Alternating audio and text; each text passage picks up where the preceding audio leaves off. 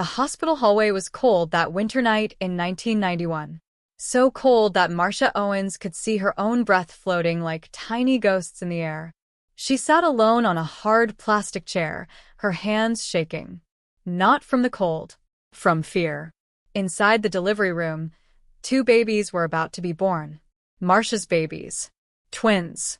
But something was wrong. Very, very wrong. When the first baby came out, the nurse gasped. Her eyes went wide like she had seen something impossible. The doctor stopped talking. Even the machines seemed to beep quieter, as if they too were shocked. "What is it?" Marcia cried out. "What's wrong with my baby?" The nurse didn't answer right away. She wrapped the tiny baby girl in a pink blanket and held her close. Then she whispered something to the doctor. The doctor's face changed. He looked confused. Maybe even a little scared. "There's nothing wrong," the doctor finally said. But his voice didn't sound sure. "She's just different." Different. That word would follow these babies for their whole lives. When the second twin arrived 3 minutes later, the room went completely silent. 2 nurses stepped backward. One of them made the sign of the cross over her chest, like she was in church asking for protection. Both babies had skin the color of warm caramel, beautiful and smooth. But their hair was pure white, not gray like old people, not blonde like sunshine. White. Like fresh snow, like clouds, like nothing anyone in that room had ever seen on a newborn baby before. Their eyelashes were white too, pale and delicate like frost on a window. And when the babies opened their eyes for the first time, those eyes were the lightest blue anyone could imagine, like looking through ice into the sky. Are they sick?" Marcia asked, her voice breaking. She was only 19 years old. She didn't understand what was happening. "They have albinism," the doctor explained slowly. "It means their bodies don't make the color that most people have in their hair and skin. They're perfectly healthy. Just rare." Rare. Another word that would stick to these little girls like glue. The nurses cleaned the babies and brought them to Marcia. She looked down at their tiny faces. At Lena, who came first. At Mara, who came second. They were beautiful. Strange and beautiful and completely hers. But then the door slammed open. Marcus, the twins' father, stormed into the room.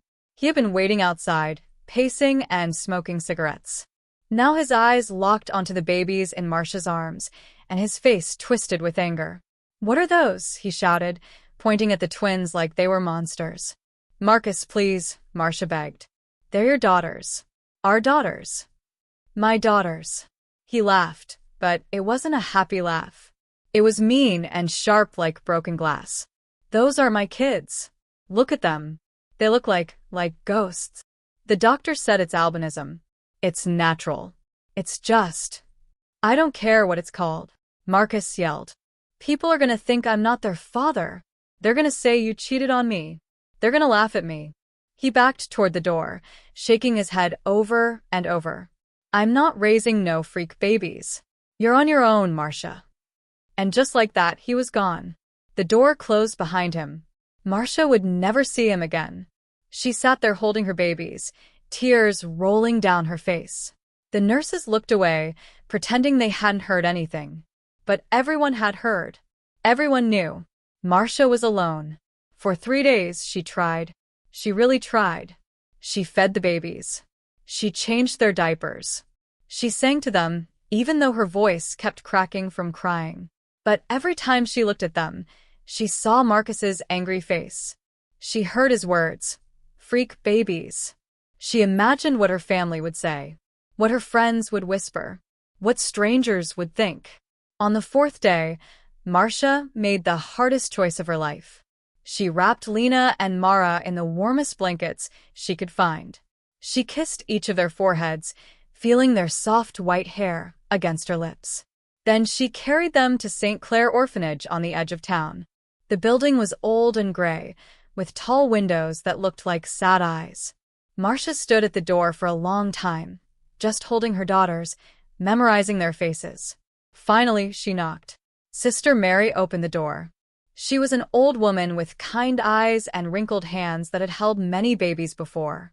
"Please," Marcia whispered. Please take care of them. I can't. I just can't. She placed the twins in Sister Mary's arms and pushed a folded piece of paper into the blanket. Then she ran. She ran down the steps, down the street, into the darkness, crying so hard she could barely breathe. Sister Mary looked down at the note. It said only 5 words, "Please love them for me." And that's how Lena and Mara's story really began. Not with love, not with celebration, but with abandonment on a cold winter night. The years at St. Clair were hard. The orphanage was always cold. In winter, frost grew on the inside of the windows.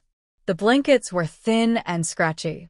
The food was usually cold soup and hard bread. But the worst part wasn't the cold or the hunger. It was the staring. Other children stared at the twins like they were animals in a zoo. "Why do you look like that?" they would ask. "Are you sick? Are you gonna die?" Some kids were meaner. They called Lena and Mara ghosts and angel freaks. They said the twins weren't really black, weren't really white, weren't really real. One boy, Tommy, was the worst.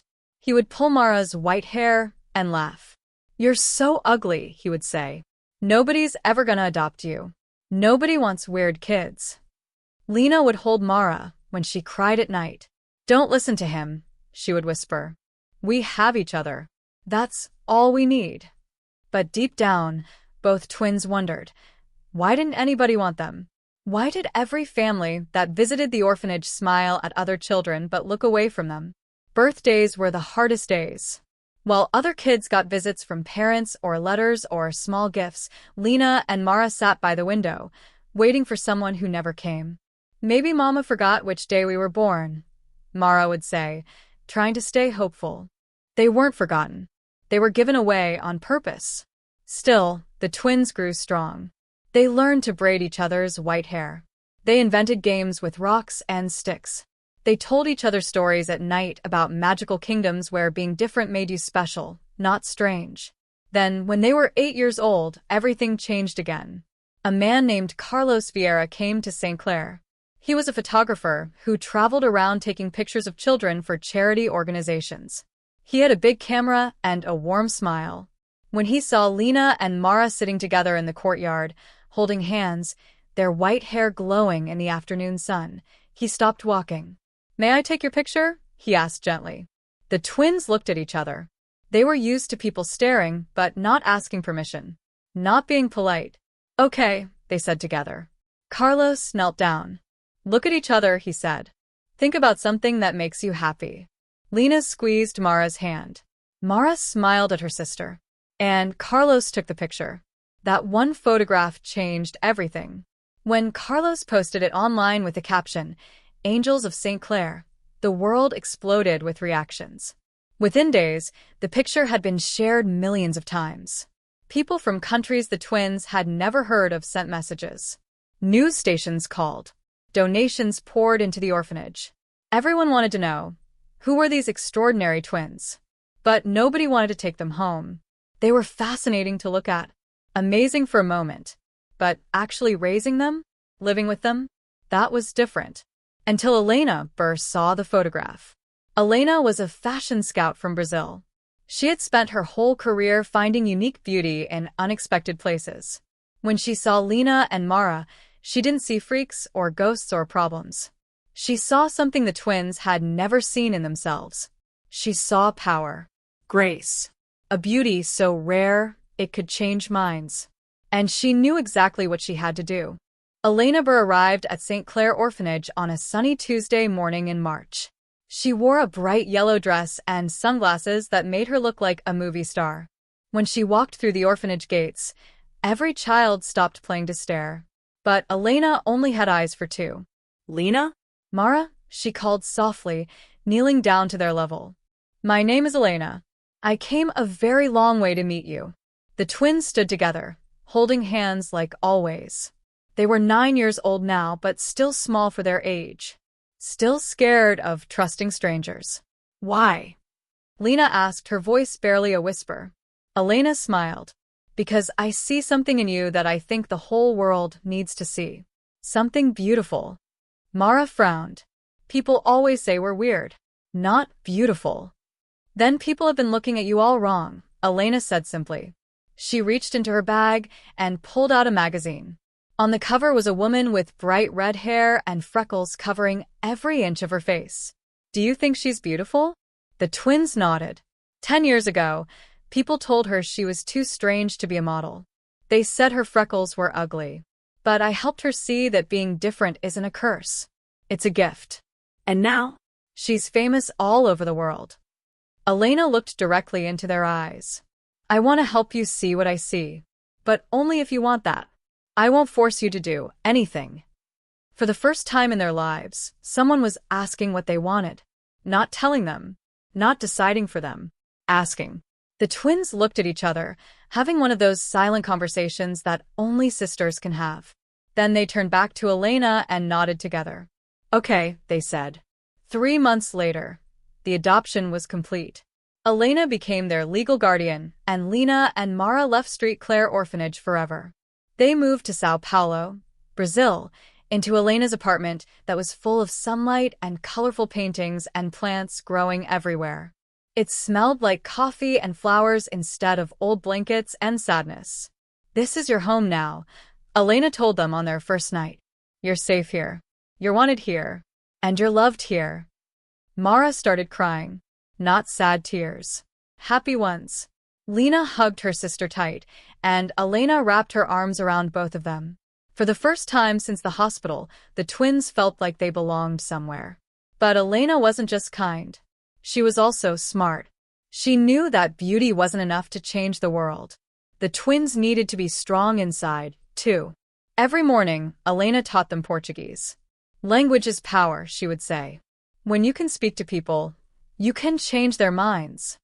She taught them about Brazil's history, about African culture, about the science of albinism. Know where you come from, she explained. Know what you are. Then nobody can use your difference to make you feel small.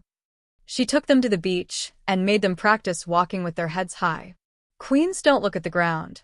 Elena would laugh. Queens look at the sky. Slowly, the twins started to believe what Elena saw in them. When Lena was 11, she walked in her first fashion show. She was terrified. Her legs shook so badly, she thought she might fall. But when the lights hit her white hair and dark skin, the entire audience gasped. Not a bad gasp. A wow gasp. People started clapping before she even reached the end of the runway. Some were crying. One woman stood up and shouted, "Beautiful. You're beautiful." Backstage, Lena collapsed into Mara's arms, laughing and crying at the same time. Did you hear them? She whispered. They think I'm beautiful. I always knew you were, Mara said, squeezing her sister tight. A year later, both twins were modeling. Elena created a brand for them called Flores Raras, rare flowers. Their faces appeared on billboards in Sao Paulo, Rio de Janeiro, even New York City. Magazines wrote articles about them. TV shows invited them for interviews. Fashion designers begged to work with them. The girls who nobody wanted to adopt were now the girls everyone wanted to see. But the best part wasn't the fame. It was the messages.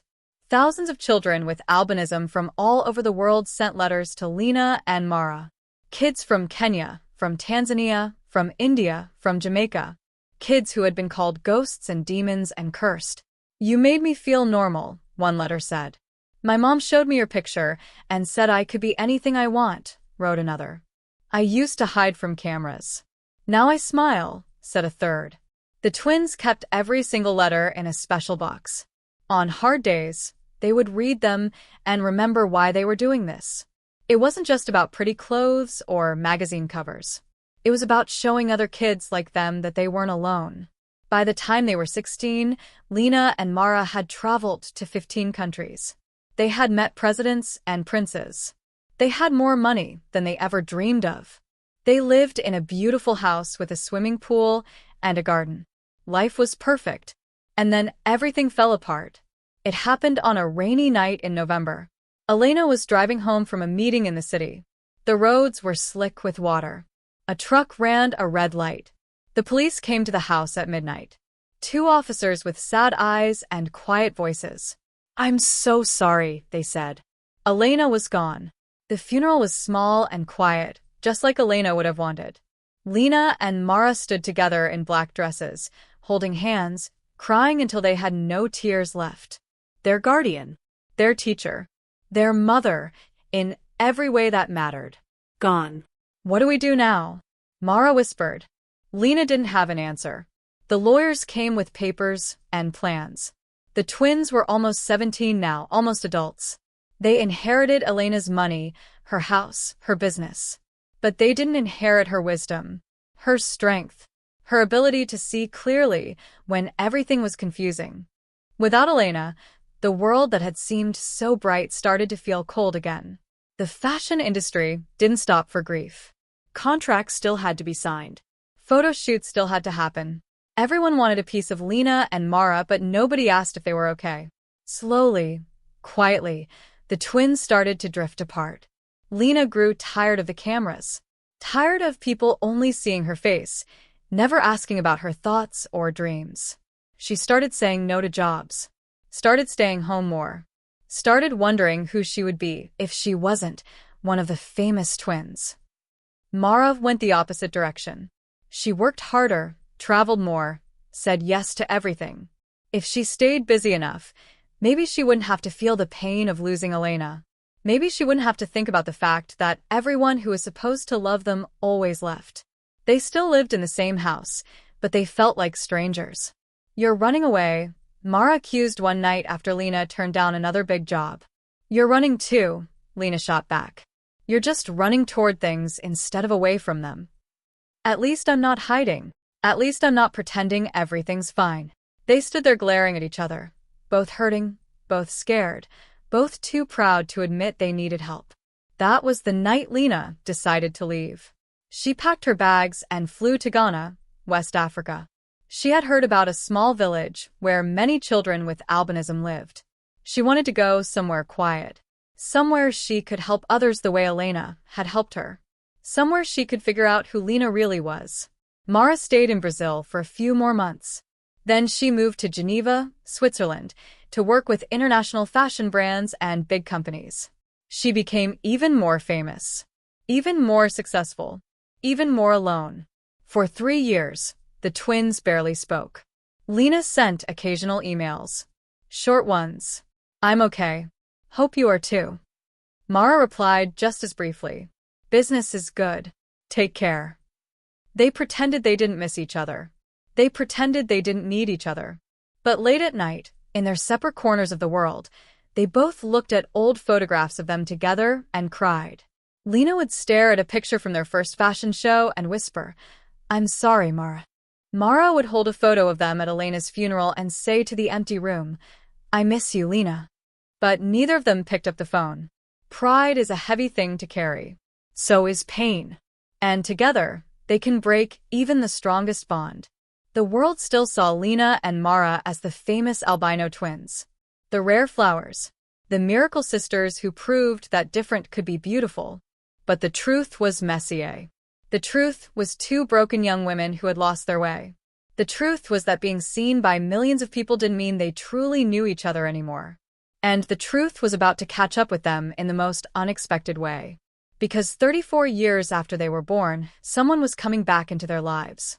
Someone who had been hiding in shame and regret for all those years. Someone who had walked away on a cold winter night and never looked back. Until now. The email arrived on a Tuesday morning. Lena was in Ghana, teaching children with albinism how to protect their skin from the sun.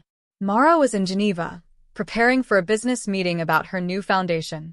Both of them received the same message from a British documentary filmmaker named James Wright. "Dear Lena and Mara, I'm working on a documentary about abandoned children who became successful adults. Your story is extraordinary, but I've discovered something you need to know. I've found your birth mother.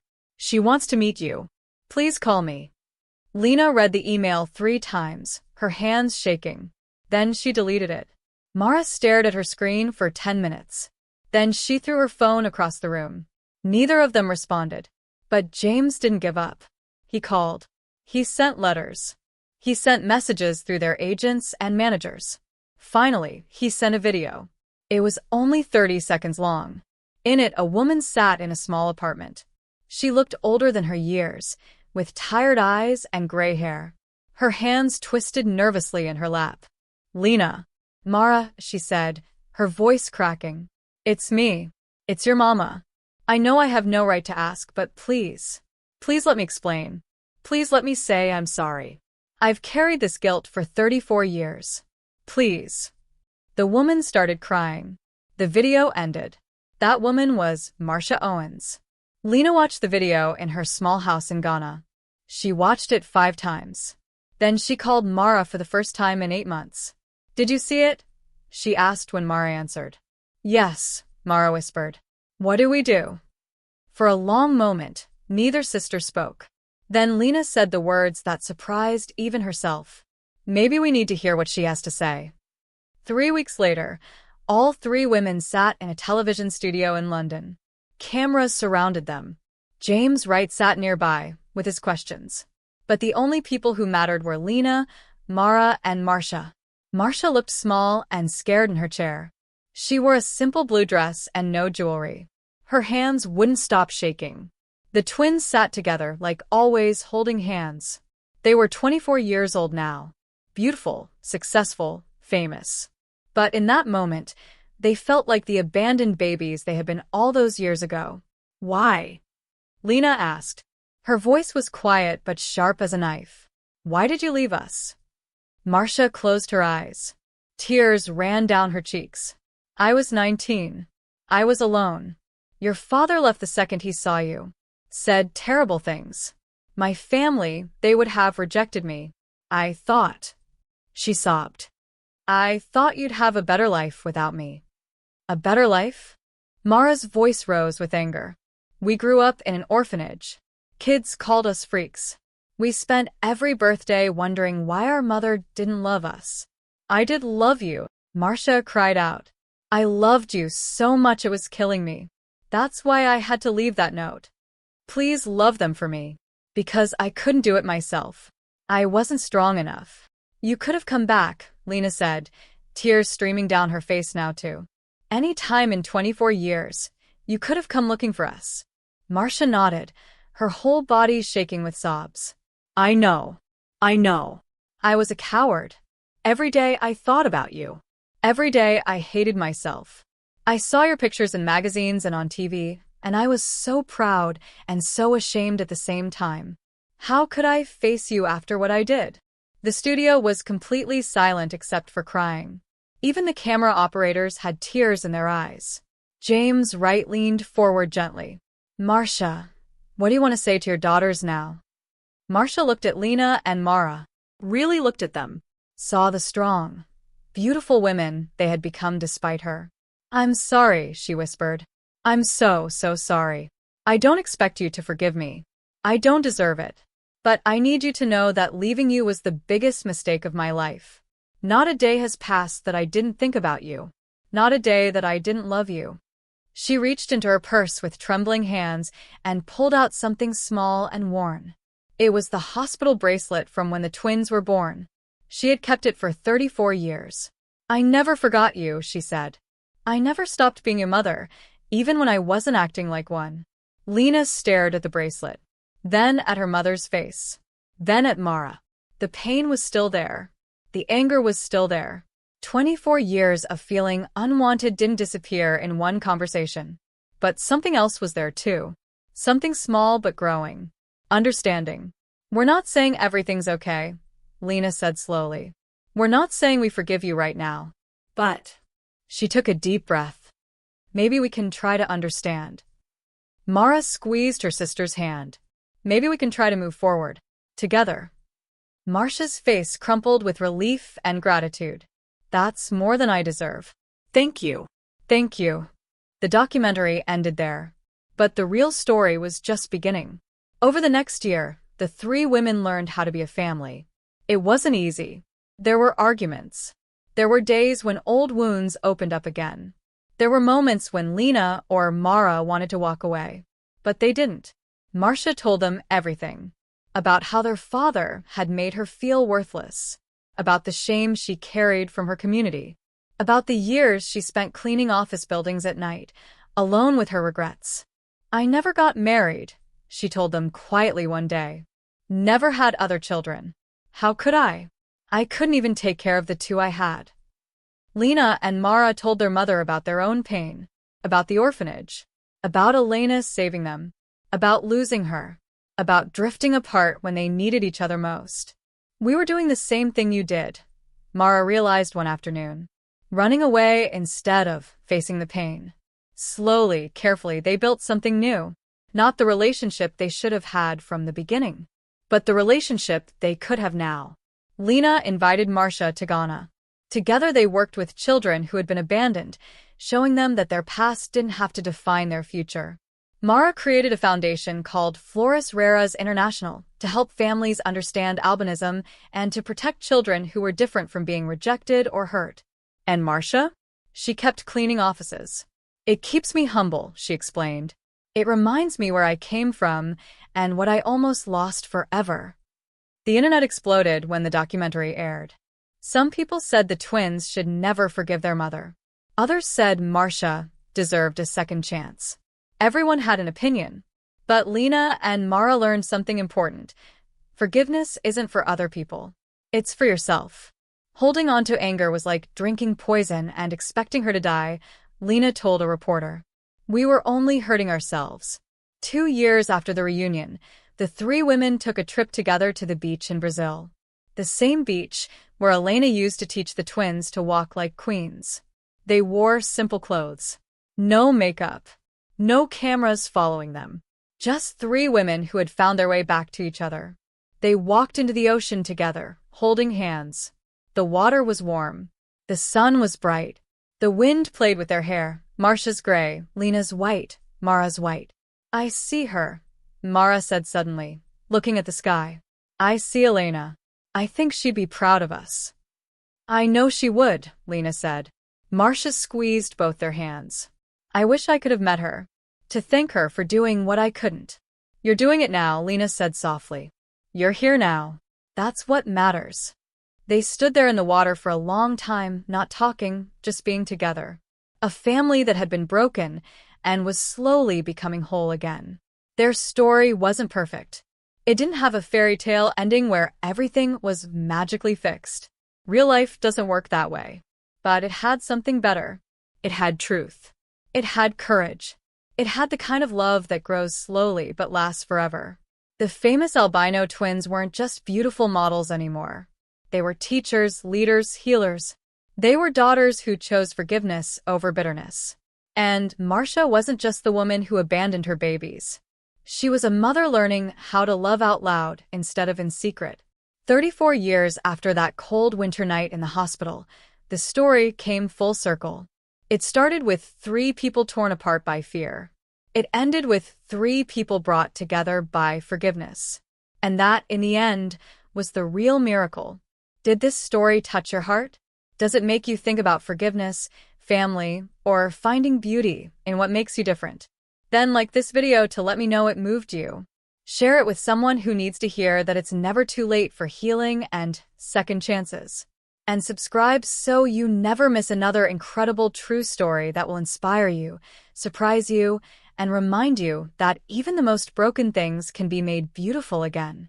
Drop a comment below. Have you ever had to forgive someone who hurt you? Or have you been forgiven for something you regretted? Let's talk about it. See you in the next story.